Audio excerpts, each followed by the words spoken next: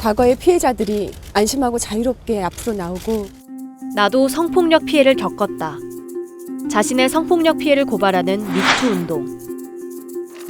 지난해 서지현 검사의 고발을 시작으로 정치계, 예술계, 교육계, 스포츠계 등 사회 전반에 숨어있던 성폭력 피해자들의 폭로가 터져나왔습니다. 하지만 힘겨운 폭로는 또 다른 고통의 시작이기도 했습니다. 제가 10달 동안 느낀 것은 굉장히 고통스럽죠. 왜 도대체 성폭력 피해자들은 이런 2차 가해를 당할까? 꽃뱀이다, 창녀다 이런 말을 들으면서 손가락질을 받아요. 폭로하고 드러내는 자들의 위치를 꼭 물어요. 그러니까 피해자됨의 적절함을 묻죠, 우리 사회는. 피해자에게 피해의 이유를 묻는 사회 속에서 미투 운동은 폭로가 끝이 아니라 연대의 시작이라는 의미를 지닙니다. 그런데 비투. 나도 연예인의 부모에게 채무 피해를 당했다. 나도 연예인에게 돈을 떼었다? 지난해 11월 세상을 떠들썩하게 했던 마이크로다 부모 사기 의혹 사건이 터지자 일부 언론에서는 비투라는 용어가 처음 등장했습니다.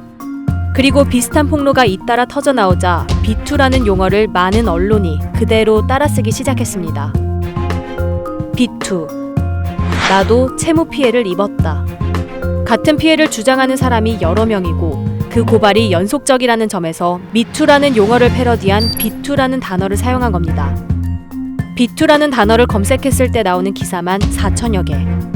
심지어 한 언론사는 수십 개가 넘는 관련 기사의 헤드라인에 비투를 사용했습니다.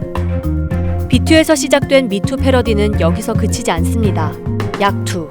나도 약물을 투여했다. 피트니스 업계에서 몸을 키우기 위해 본인 스스로 약물을 투여했다고 폭로하는 것. 찐투.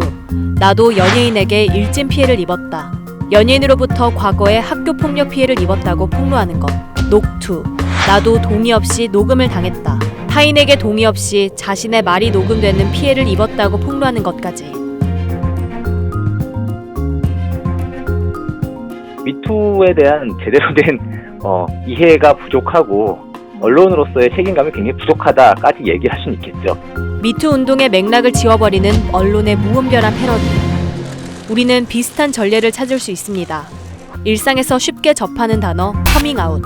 성소수자가 억압된 사회 분위기에서 자신의 성적 지향 또는 성 정체성을 외부에 알리는 것이었지만 제가 저희 어머니 본명을 얘기를 해서 네. 어머니가 너무 유명해지셔서 현재 커밍아웃이라는 단어를 들었을 때 차별과 폭력에 노출된 성소수자의 용기를 떠올리는 사람은 과연 얼마나 될까요?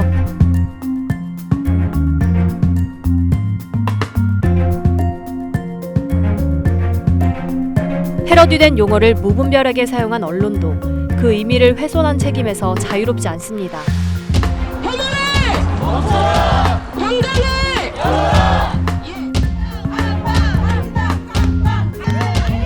비투란 말을 써야만 하는 이유가 있을까요? 비투란 표현을 안 쓴다고 해서 돈을 떼인 사람들이 말할 어떤 통로가 막힌다거나 그들의 억울함을 호소할 길이 막힌다거나 언론이 그 피해 사실에 대해서 알리는데 어떤 여하한 제한이 되느냐라고 묻는다면 사실 그건 아니잖아요. 아무래도 직관적이다 보니까 무분별하게 매체들에서 전유해서 썼다고 생각을 합니다. 쉽고 빠르게 간결하게 어떤 헤드를 뽑아야 되니까. 언론의 본분은 편리하고 빠른 것보다 소수자, 약자의 목소리를 존중하는 것 아닐까요?